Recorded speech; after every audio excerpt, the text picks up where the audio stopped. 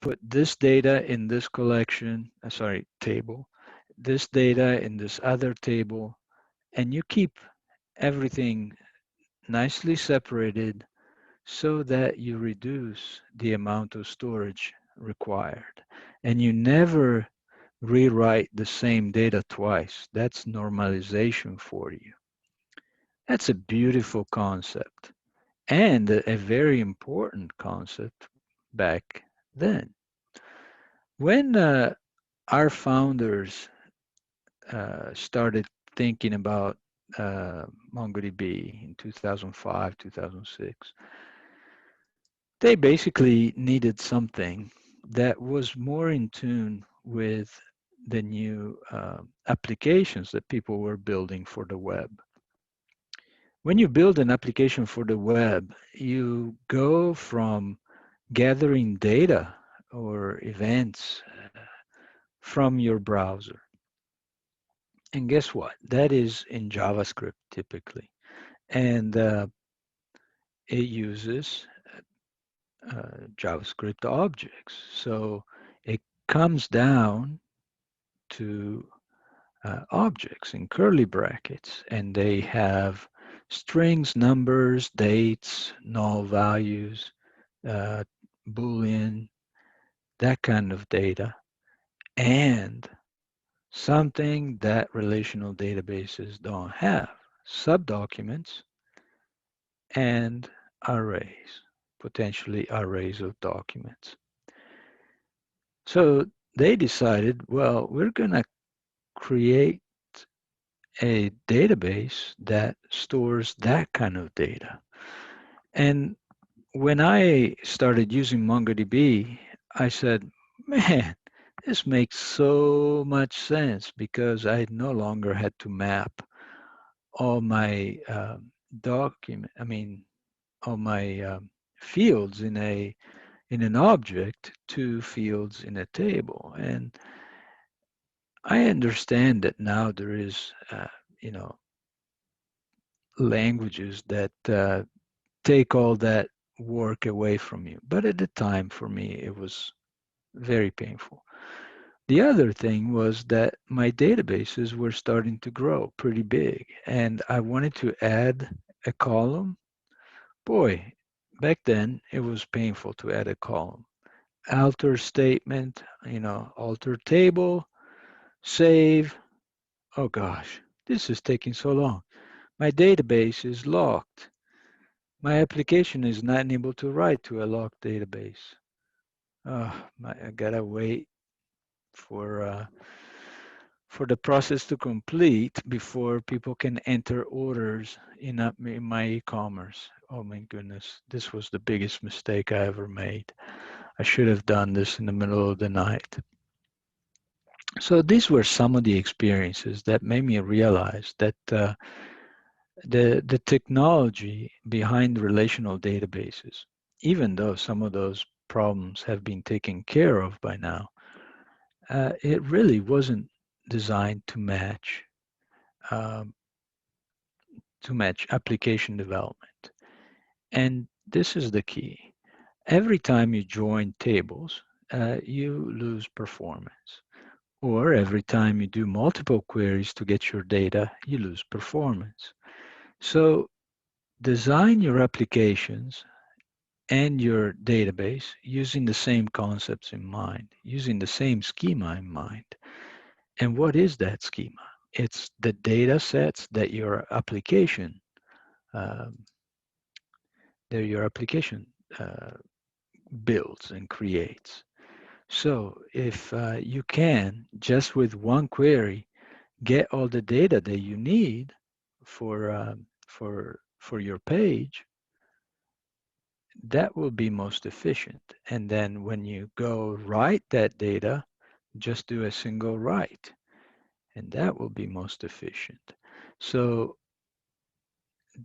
that's what sets MongoDB apart from a traditional relational database. And Raj, for example, asked about why using MongoDB. I also have had experience with Couchbase. And I'm much happier using MongoDB. Uh, but people that love using Couchbase say, oh no, Couchbase is great. I'm not going to say that one is better than the other, but I do know that we have a product that is by far the most advanced on the market, because now it is not just a product, it is an entire platform. So if you create that account on Atlas and you log in, you see that you can create your database, but you can also create your backend and your charts, your data analytics with visualization. And so what is that backend? Well, Realm enables you to connect to any service on the internet. So you can make your database literally talk and understand a text message. For example, I send Slack messages to my database and it responds with a Slack message of the query results that I've sent to it. I send a text message to my Twilio account. It goes to Atlas and grabs the data that I sent, that I've requested via text message. It's things like that. I can create my text message using voice commands, right? So I can talk to my database. The um, simplicity of making this happen is incredible. I mean, the the functions that I have to create to make this happen are like 5 lines of code. That's it. So I am personally very much in love with the product. Any questions about why MongoDB and you know what? Oh, here is another point. But yes, please. Any questions?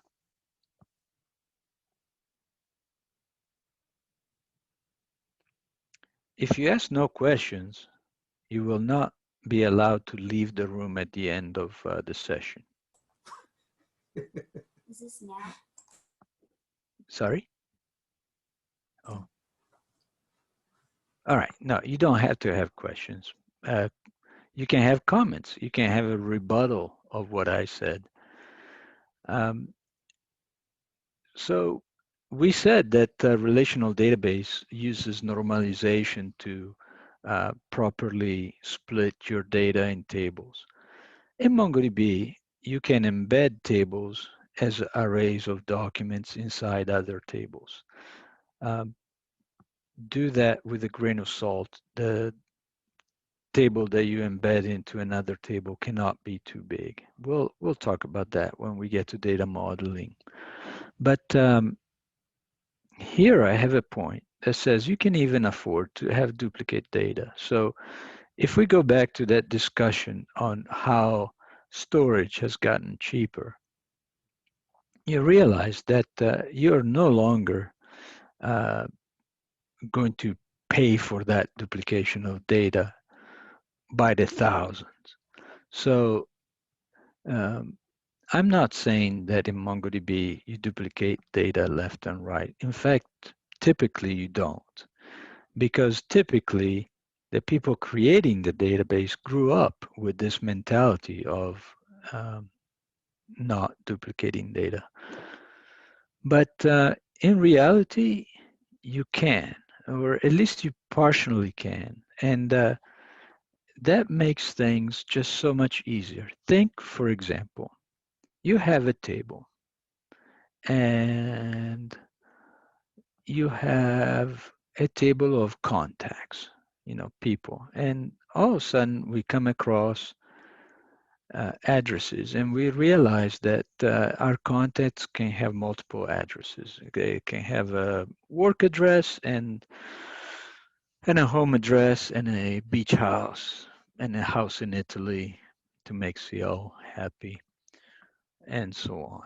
So gosh, how do I store that in a relational database? Well, I create a separate table and I join it. In MongoDB, you create a field called addresses, and then inside that field, you put an array of addresses. Inside each element of the array will be a document itself with the fields, street, city, state, zip, country, etc. Also, um, you may have data instead in two different collections, like books and authors, for example. So you have a book, a Harry Potter book, and you want to uh, put that the author is J.K. Rowling. So in typical relational database, you would go get the ID for J.K. Rowling's out of the author collection, and you put it into the books uh, table. But now, when you look at that table, that ID doesn't make any sense to you, and so you had to create a join. Every join is somewhat resource expensive. Also, when I look at a document, I like to understand everything about it. So I don't want to see a book called Harry Potter, the Sorcerer's Stone or something, and then author 1, 2, 3, 4, 5. I like to see, even if I don't embed all the author information, I would make author a subdocument, and then inside the subdocument, I will have the ID. So 1, 2, 3, 4, 5 is there. But then I also have first name and last name. That way I can see that J.K. Rowling's is the contact that I have linked. Now, you're saying, well, there is no referential integrity for that information. And I say, that's right. So what? And after what, 6 years of working with MongoDB, the answer is really, so what? You can enforce that outside of the database in your application just as effectively as you can inside the database. Long story short, I am very happy working with the document model and MongoDB. Um, does anybody have a question about that? You know, uh, Yeah, actually, I do. yes, So you said that there's no referential integrity. So someone could put for one book by J.K. Rowling, they could type the author's name as J.K. Rowling, and then in another they could put the dot after the K as well. So if you were trying to enumerate every book by J.K. Rowling, then how would you go about doing that in a kind of database like that, even if it is consistent as well? Like how would you do that? Is there some kind of a query that you could write to do that?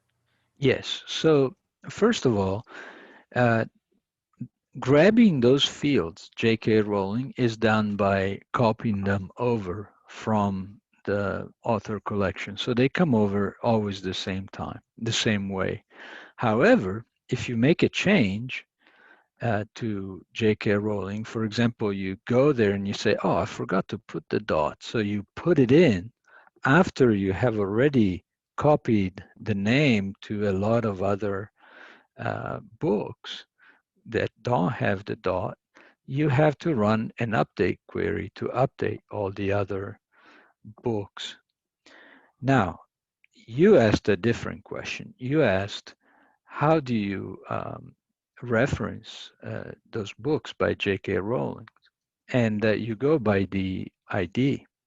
We have the ID, right? I created a subdocument that had ID, first name, and last name. So first name and last name is just sugar for me so that I can see it, and sugar for a query so that I can display in my application the book information, including the author, without having to do a join to the other collection. Now, finally, I'll get to answering your question. You want to query for books by J.K. Rowling. So you know that J.K. Rowling's ID is 12345, and so you query by the contents of author.id, and you find values that are equal to 12345. Did that answer your question? Yeah, sort of. So you still have IDs just as in relational databases, but it doesn't actually reference the ID inside the like what would normally be foreign keys in SQL. It actually goes by the name of the author. So no, it goes by the ID because you would use the ID to create that connection. It's very risky to try to rely on strings to make a join between two collections. What I'm saying is whenever um, you have your data in two collections that is supposed to be a match of each other, you're duplicating data. You're duplicating J.K. Rowling's both in the author collection and in all the books. So to keep those in sync, if you do an update to the author collection, you also have to update the book collection. Okay, go ahead. Oh, I actually think I got it now. Okay. Um, Thanks. yeah, you're welcome. And I mean, you can pay me a lot and I'll come and teach MongoDB at your university. I'll think about that. Yes, please think about it. No, you don't have to pay me. The university can pay me. All right. So the next step is how is data stored in MongoDB? Is it just JSON? And a lot of people think, yeah, it's just JSON, but in reality, it's not. It's BSON. BSON is a binary format which preserves JSON, but actually enhances it. Wait, please. Oh, okay. Enhances JSON by creating a binary data type for every um, data element so that you can have decimal data types or double data types, integer, long integer, dates, um, and so on. So more data types than are in JSON. So how do you store a document? Let's take a look at a terminal. Okay, so here I'm inside the Mongo shell. The Mongo shell is a JavaScript interpreter that you can use to connect to the database. Let me exit here. So I had connected by just typing the word Mongo. It connected and then it gave me the command line, MongoDB Enterprise, which is what I'm using. CLS clears and just takes you back to the top. So there is a variable called DB, which is your database name. So then you can do show DBs. These are my local, these are my databases. Admin, config, and local, those are all MongoDB default databases that are used for maintenance of your database. In this case, Keyhole and Test are two databases that I'm actually running on here. So I'm happy using the test database. Let's see what collections are here. Show collections. Oh, there are a few. Okay. Okay. Now let's go into adding a document. We're going to type, the syntax is db.collection name. So we are going to create a collection called mug. MongoDB user group. That's what this is. And then we type insert. Now, if you go back to my document, which is right here. No, not this document. Okay, let's see. I'll go grab. I thought I had it. No. Okay, let me quickly get it from here. I meant to get it.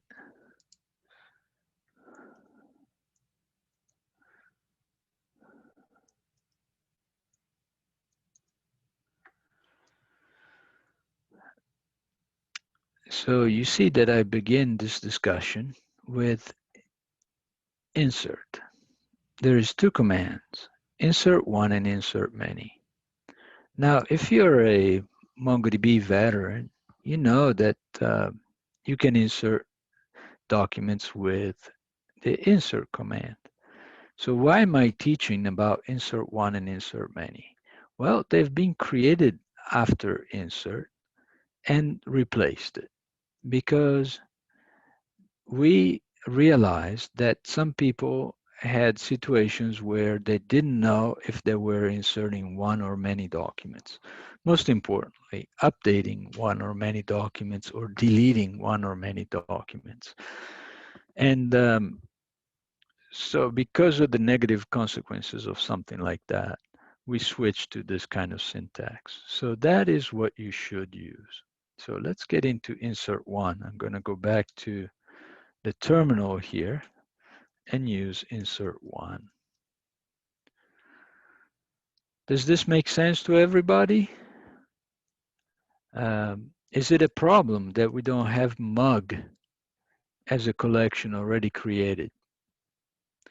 For 5 points, I want to hear an answer.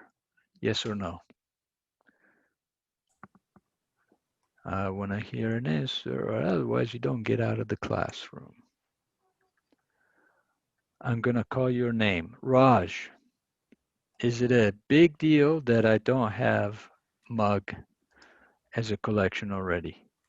I'm not sure what if Mongo supports creation of referenced collection. It could Okay. be. Yeah. Could be. We don't know. All right. Then we will see after I try it. And given that I'm the laziest developer in the world, you should have a hint that if I'm going to try it, it's because it works. So here we're going to pass a document. So the structure of a document is it requires curly brackets. This is what we're going to actually store in the database. And then I'm going to give it a field called number 3.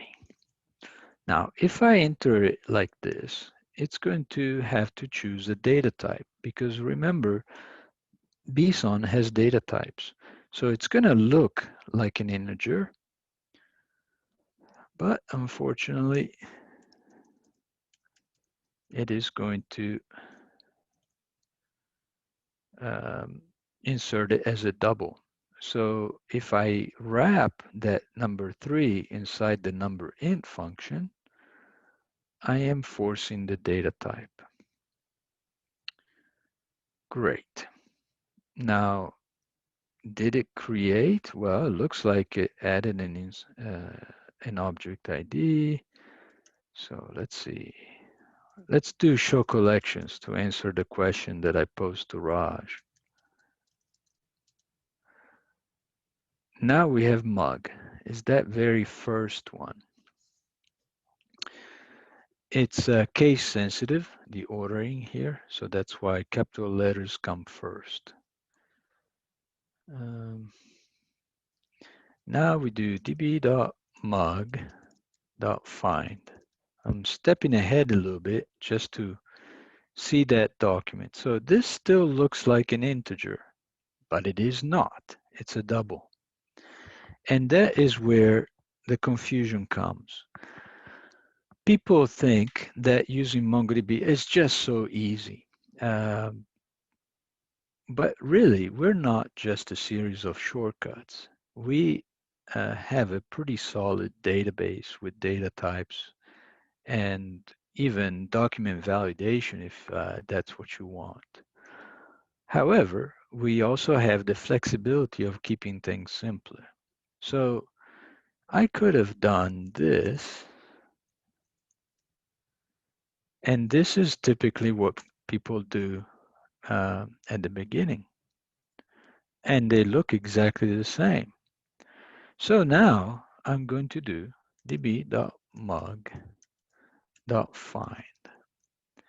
And I'm going to do something a little more advanced. Not right away. First, I'm going to do number 3. And it finds both of them, right? Now I'm going to add a particular data type. Whoa, sorry. So I'm going to do a more advanced $type 1. 1 is double. And now I found only one of them. C6, which is the second document I added. So you see that when I don't specify a data type, it uses double.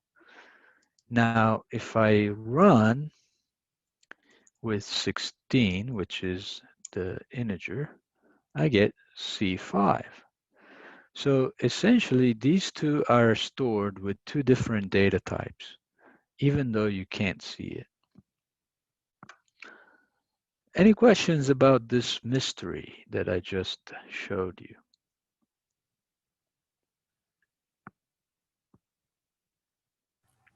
Is there some way of making the types more obvious to whoever is reading the code? For example, like type 1 instead of that, like type double? Oh, yes. So that's a bit of a, it's an alias. So I think it's lowercase. No. But actually,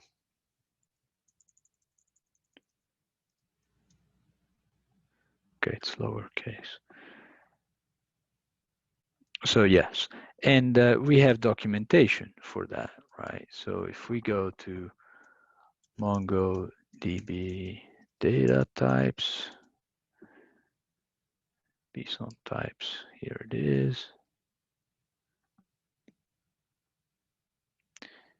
So for the type double, the alias is lowercase double. For integer, it's int, I believe. 32-bit integer, int. So we could have done int, and we would have gotten C5 instead of C6. So that document that I pulled up has all the possible data types. Really, the ones that you use are the common ones, like decimal, 128, 64-bit integer, 32-bit integer, null, date, boolean, object ID, undefined, binary data, array, object, string, and double. Those are the ones that I commonly use. But you may have a need for the other ones, and they work as well. Any questions? This was so that we would touch on data types.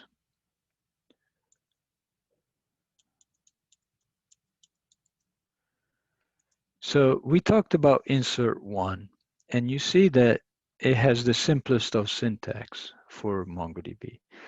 Inside the command parentheses, you have a document with key value pairs.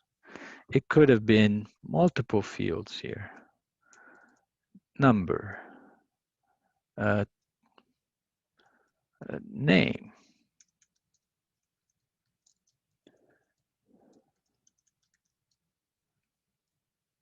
and I'm gonna do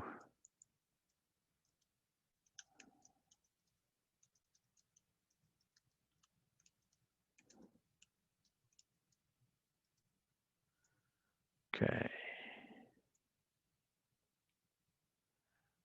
It's still not found because I made it a data type of number decimal. So if I just find all documents here, we see all the data that we have added.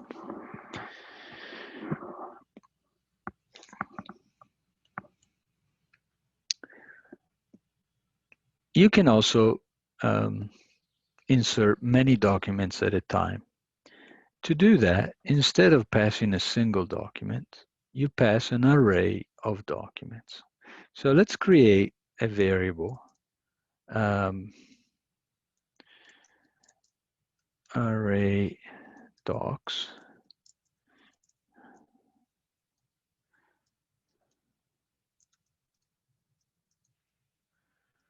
It's an empty array right now. I'm going to add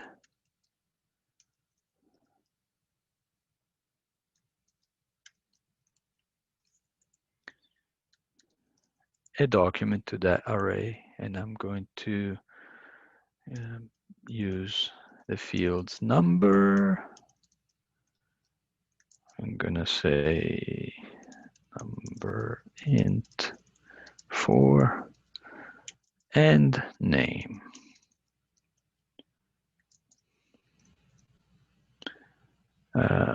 Curious George.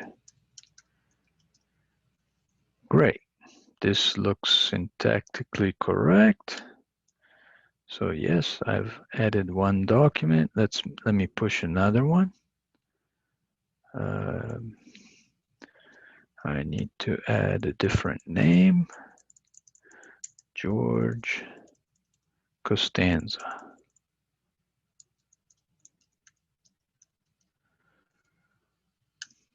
And now we had two documents, right? Now we can do an insert many. Mog insert many array docs. Okay, will this work? Of course, if I'm showing you, it must work. And it did work. And this is the acknowledgement. The acknowledgement includes the inserted IDs. In an array, these are object IDs. Now, what are object IDs? What if you have never seen an object ID before? An object ID is a data type for creating what's essentially a unique value inside each collection. So let's talk a little bit about underscore ID. Underscore ID is the primary key for your document. It has to be there. You cannot have a document without it. And it has to be unique. It can be of any data type. You can give it a value. We'll see that in a second. If you don't give it a value, it will create an object ID. An object ID is a binary field that is the composition of three different sections. The first is the number of seconds since the Unix epoch in January 1st, 1970. The second is 5 bytes for a random number. And the third is 3 bytes for a progressive number, which starts from a random number that's different for every collection. So as you see, these numbers are very close to each other. They only change at the end. In a very busy application,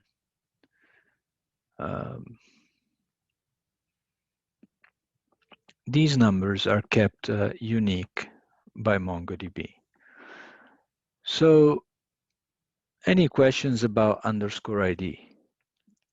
The bottom line is you can either pass your own unique value or you let MongoDB generate it. What do? I usually let MongoDB generate it because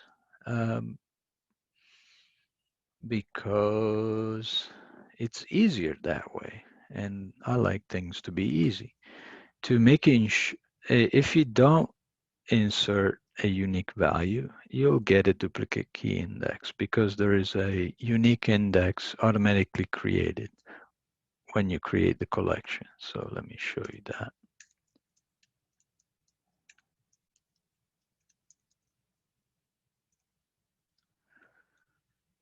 Here is the index on the key underscore ID. 1 means ascending, -1 would be descending. And the name of the index is underscore ID underscore. So now if I do db.mog.insert1 and I try to pass the ID, I just pass a value of 1. In fact, I'm going to make it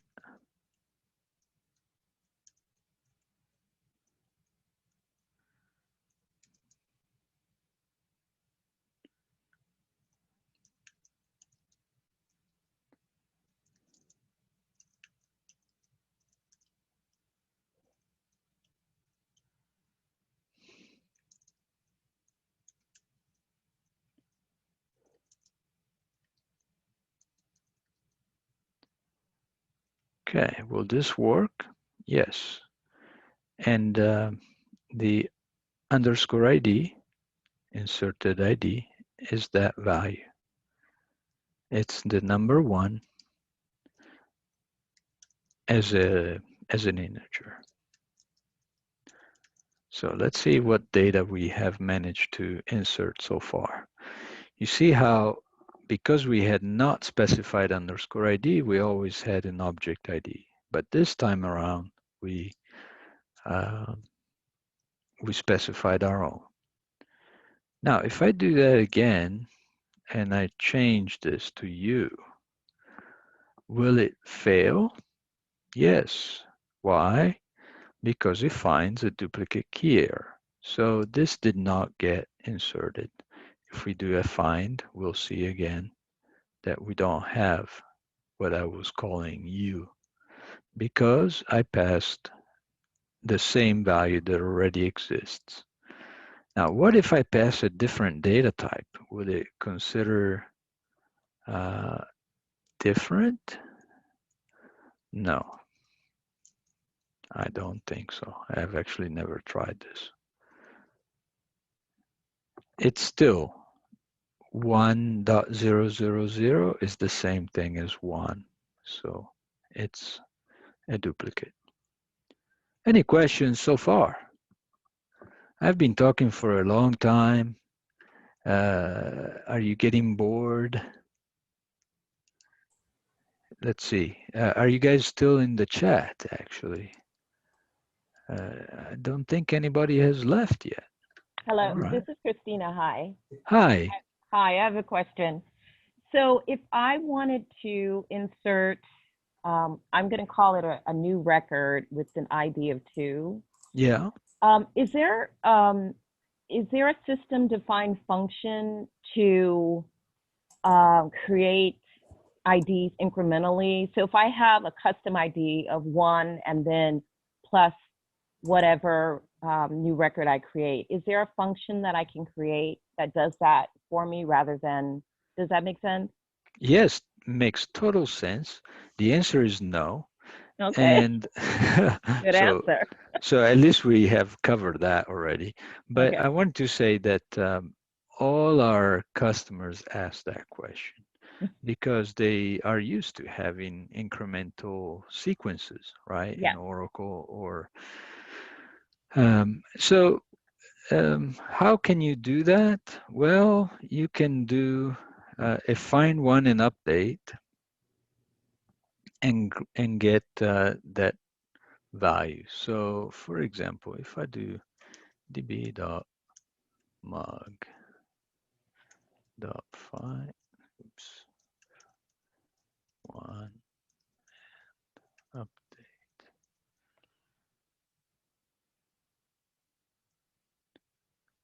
Yeah, I can't update the underscore ID, so I'll have to update number.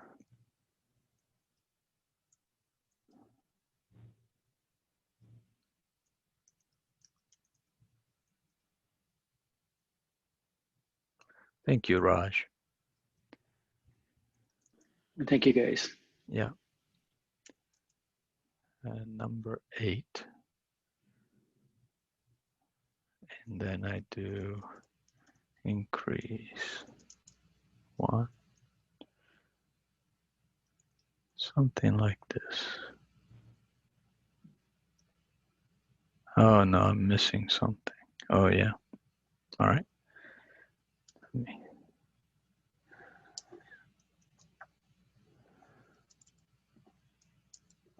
So I was missing the closing brackets here. Yeah. Property name got. Oh yes. Boy, I'm a little rusty today. Must be a Friday.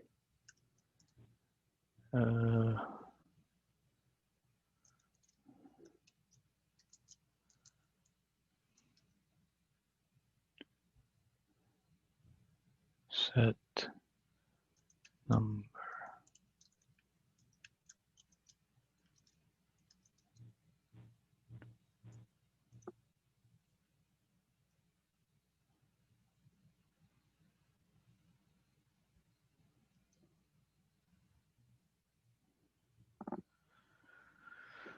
What am I doing wrong? Oh, yeah.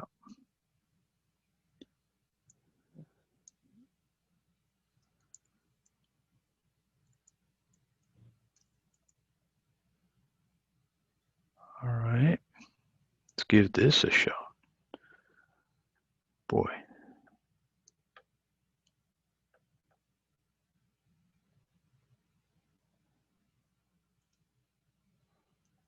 I must have inverted.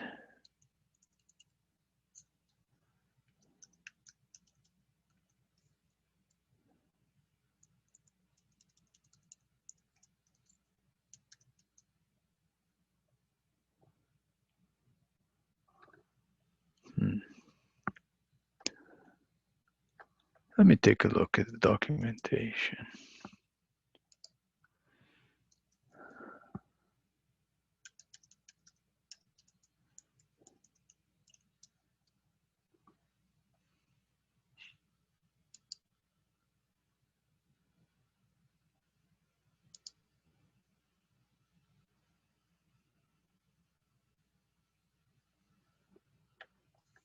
So $inc colon field and number.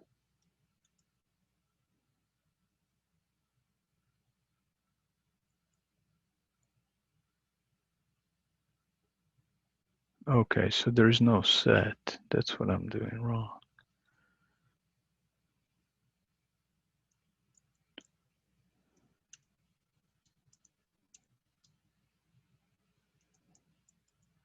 All right, will this work? Yes. Now, it returned the number before. We can also have it return the document after the update, but the default is before. So now we have updated that. Let's see. If we do this, and we need to pass an option to return.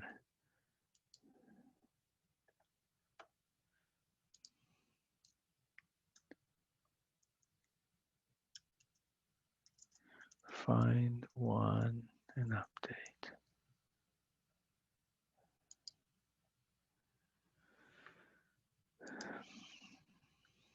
Let's see.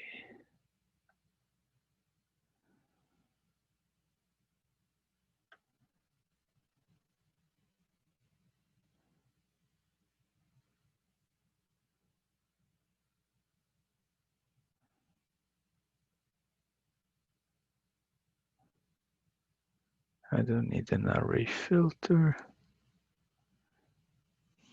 So I'm looking for options here.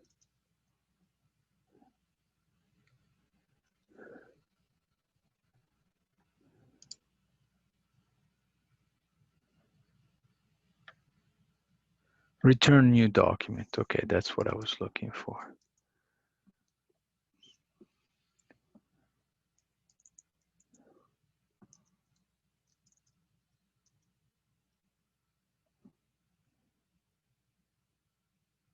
Oh, it's null because now we don't have a number 8. We increased it by 1, so now it's number 9. And now it's number 10. So this would give you the number, the next number in the mug collection in the number field. So you could create a sequence. And actually this works, but I have seen customers that requested this and they said, okay, now we got it. But the problem is that they have to do 2 queries, one to create that number and one to do whatever update or insert they were doing. So they ultimately, people say, I'll just use object ID. However, if you want to have a number, that's great. Keep also in mind that underscore ID can be of any data type other than an array. So it can be a subdocument, and underscore ID therefore can be 2 different documents. You can have a number and a name, and that could be your unique underscore ID. So then you can have another document with the same number but a different name, and it would still be unique. It really depends on your use case, how you choose to create your underscore IDs.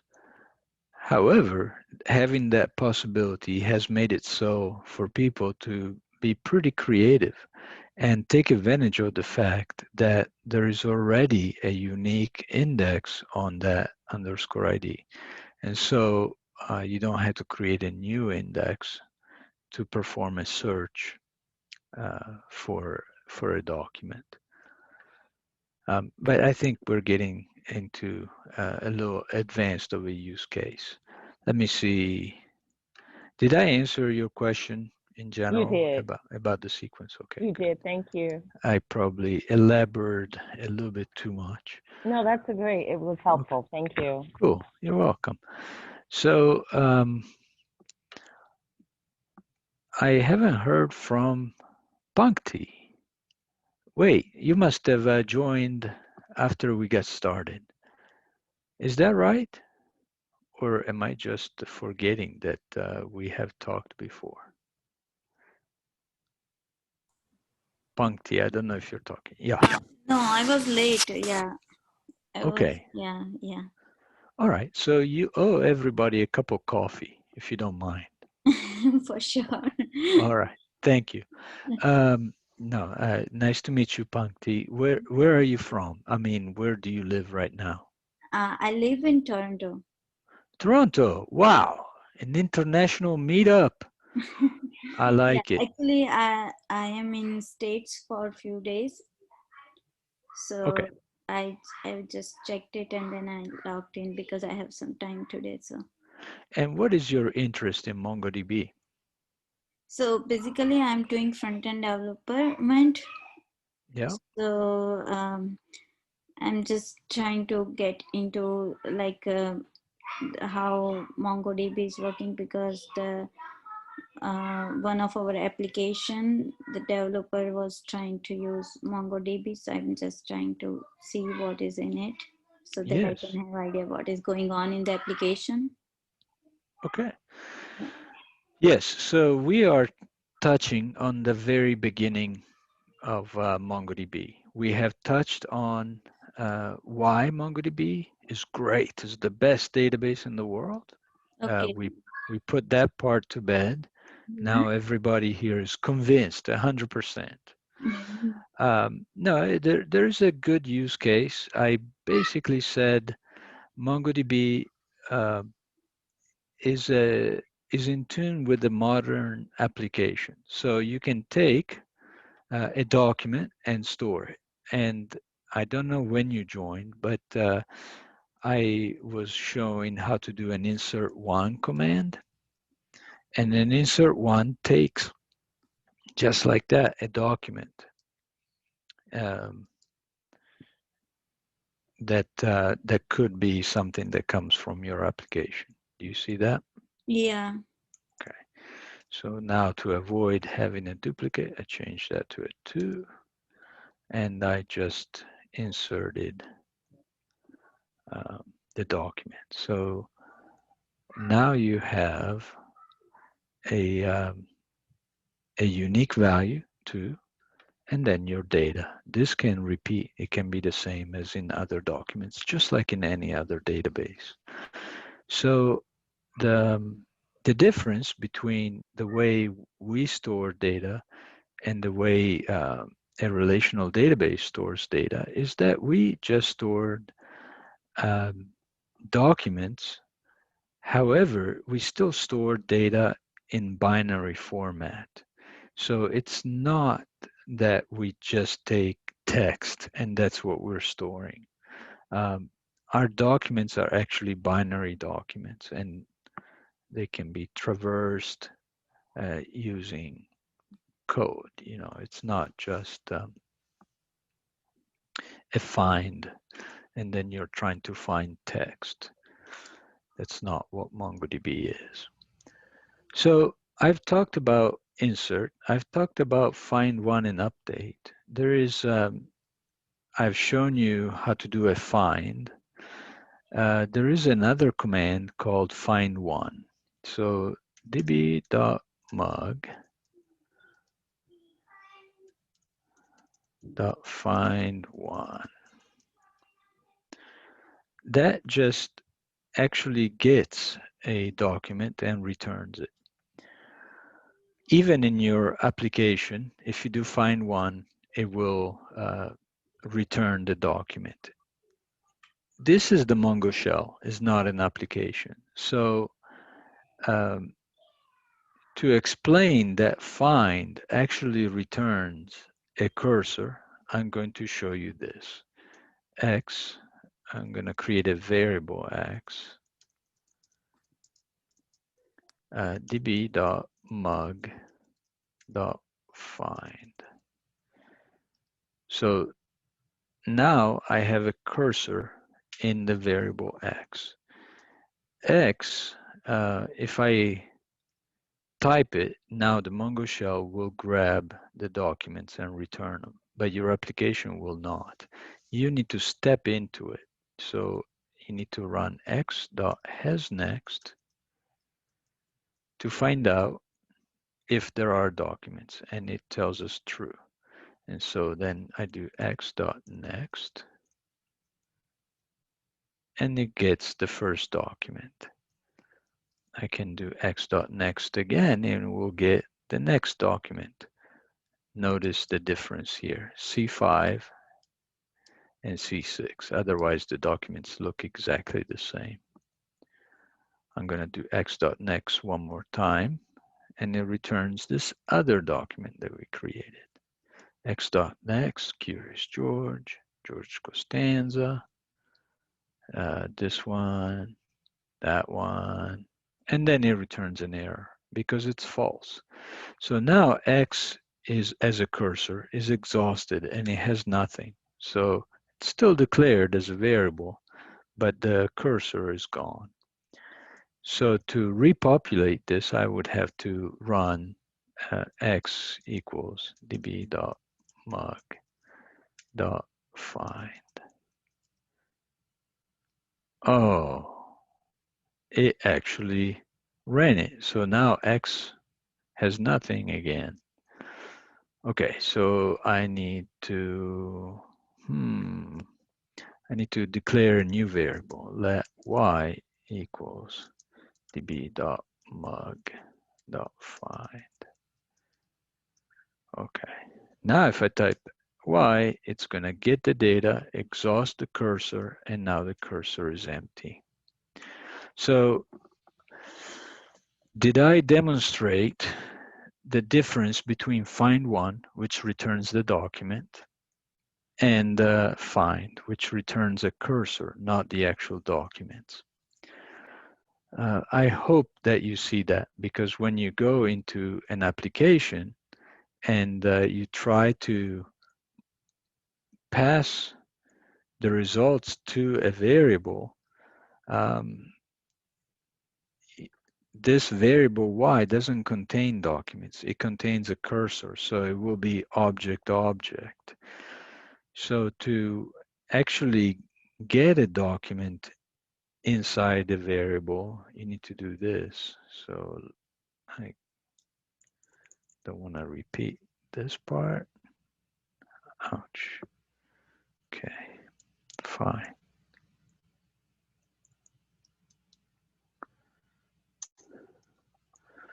And then I do let z a equals z dot next. And then a is my document. Okay, I can do a dot number to return 3. Okay. I'm showing you this because you will need to have a way to actually work with the values in your application, right? You're not interested in the whole document. You're interested in that number 3. Yes. Right? So here you go. I just showed you how to do it. Yeah. You can do db.mug, or sorry, let b equal db.mug.find1 and pass number 8.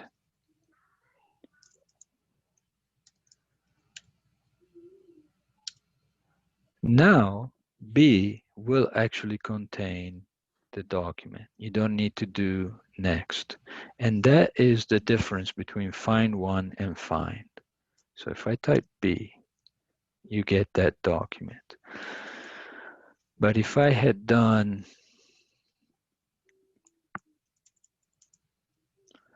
let's see, find1, just find, this is a cursor.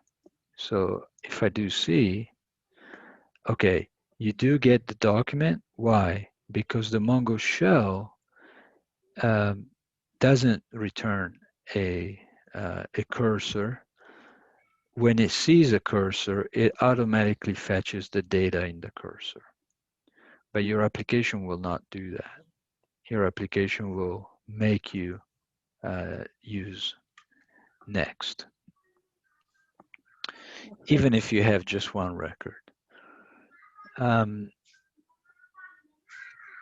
So that's the difference between find and find one.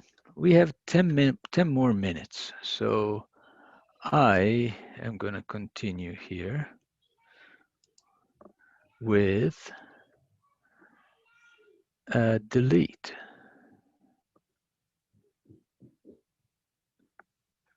Or update one. When we did the insert many,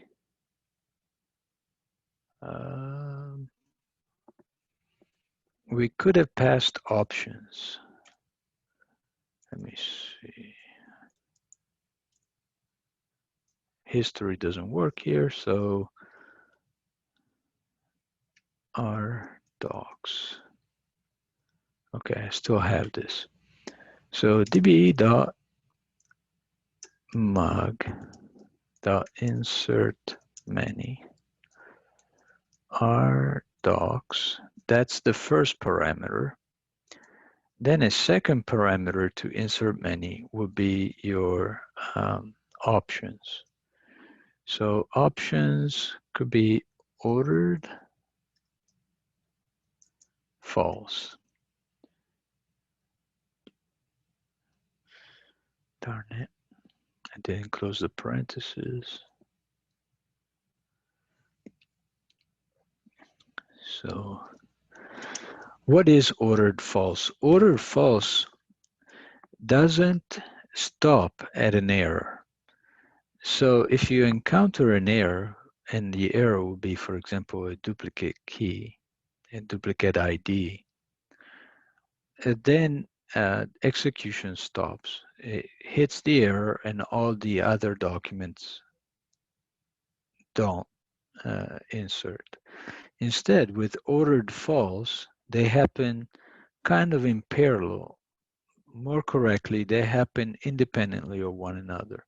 So if you run into an error, the other ones will still get added.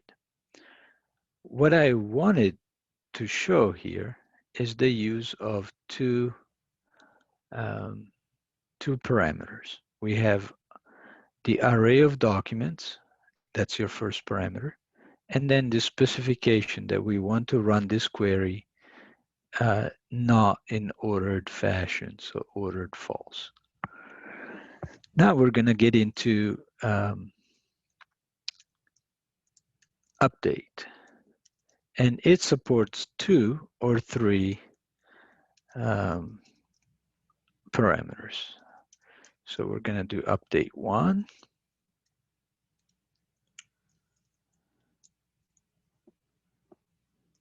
First, the first parameter is the filter.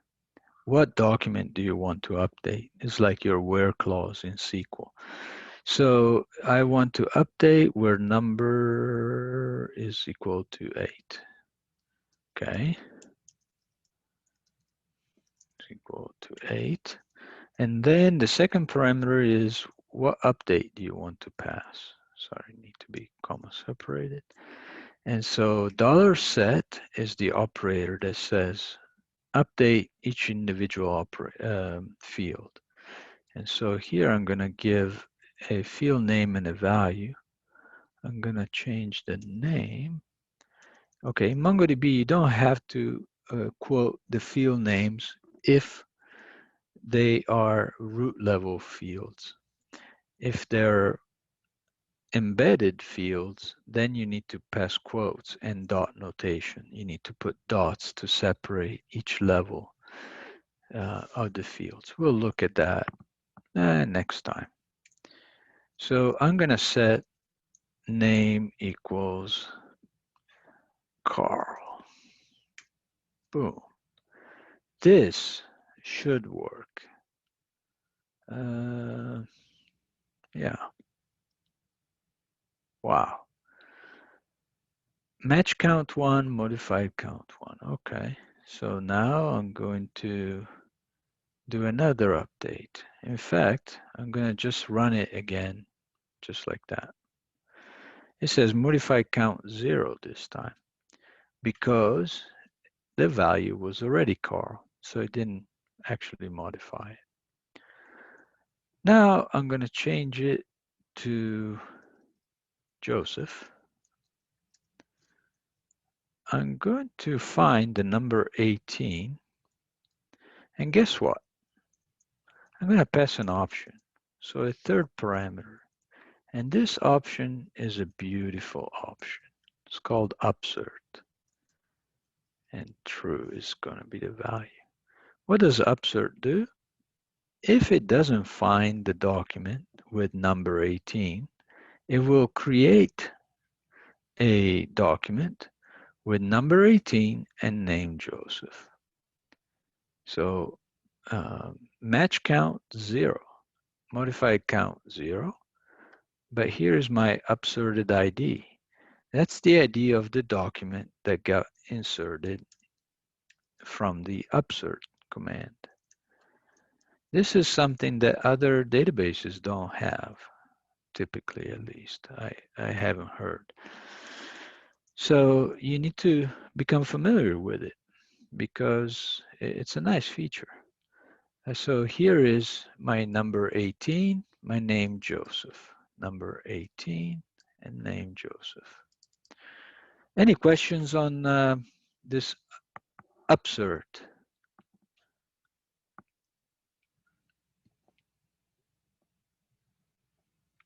All right, so there's still 5 minutes, and I think we need to bring it to closure. CL, what do you say? Please join Daniele for part 2. Yes, so part 2, I'm going to continue with this training, essentially. And, or does it have to be a MongoDB for SQL Pros? CL, go ahead and take over. I'm going to stop sharing. Hey, thank you very much, Danielle. Yeah, I think that was a wonderful presentation, and we got to learn the basics, you know, the CRUD operations. Yeah. I want to give the audience a chance to see if they have any questions or if they just want to talk about their shop and what kind of challenges that they have. It doesn't even have to be CRUD. It could just be Right. anything cloud in general. We're all ears. Let us know. Let us know about your world.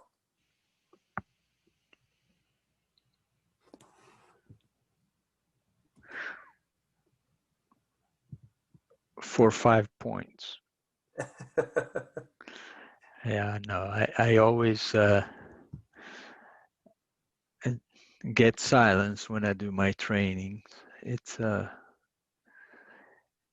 most of the time is because people are just starting to be exposed to this environment. So they're kind of hit by a lot of new information. But please, you know, ask away.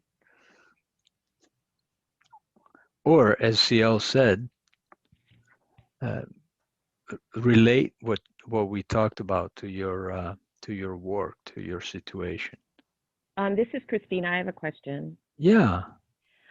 I know that I do remember at the beginning and throughout the presentation, you extol the virtues of MongoDB, and I appreciate that.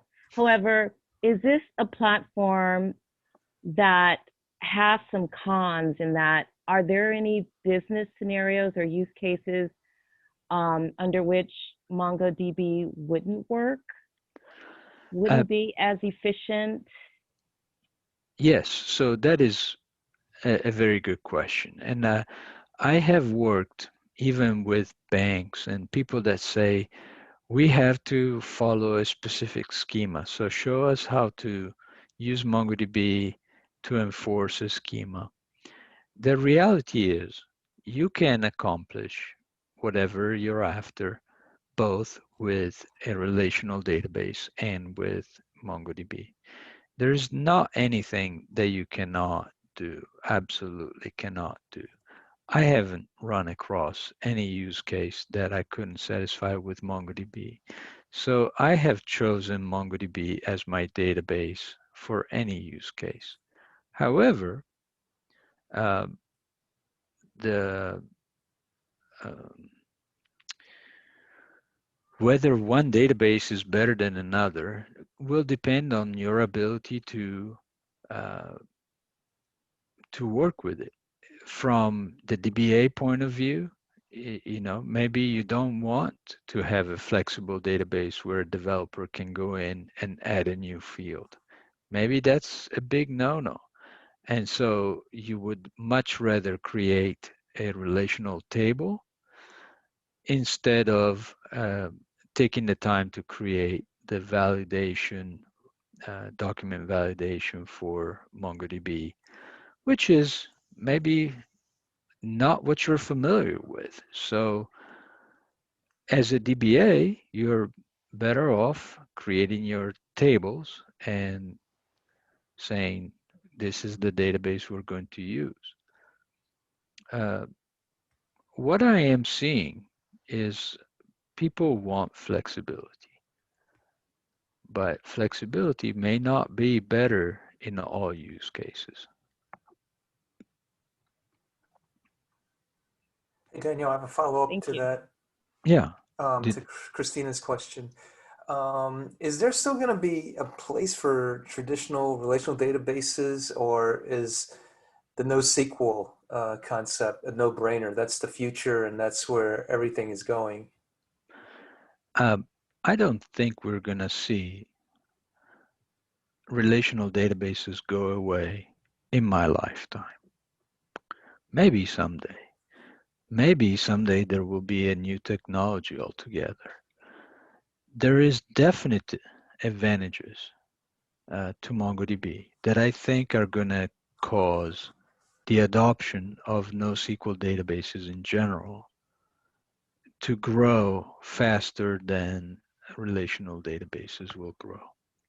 But I expect Oracle to keep on growing, for example. So especially through their cloud product. So the other thing that's happening is that people are moving their databases from on-prem to the cloud, both for relational and NoSQL. Did that answer your question? Yeah, it does.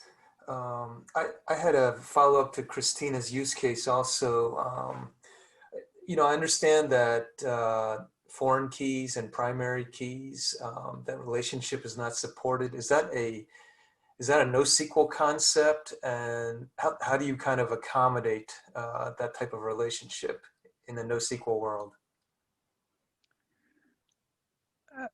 Okay, so in a relational database, you can enforce that a foreign key be present, or else it's not a valid document or something like that. If you want to do the same in MongoDB, you need to create a validator associated with the collection and pass a document with $JSON schema, which defines all the requirements for your collection. It can be these fields have to be present, or they have to be present, and this is the kind of values, the data type that they will accept. There's just like a range of values. It can either be Daniel or George. It's the flexibility of the schema validator is just as good as creating a schema in a relational database. Thank you.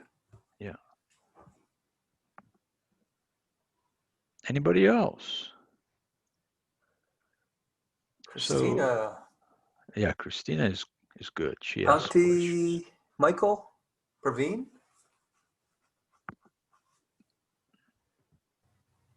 No, I'm just basically listening to other people's questions. I ordered a book on MongoDB and it should be here tomorrow, so I'm gonna do some reading about it. That's great. I appreciate you doing that. I think it will pay off. Yeah, and Michael, you have Danielle's LinkedIn in our chat above. Danielle, you've been really kind to us. I mean, I know that you were, even before me, I'm standing on your broad shoulders in terms of being a community advocate. You're big on helping the community. It's all out of your kind heart. It's all volunteer. And we all really appreciate your help. And we wish you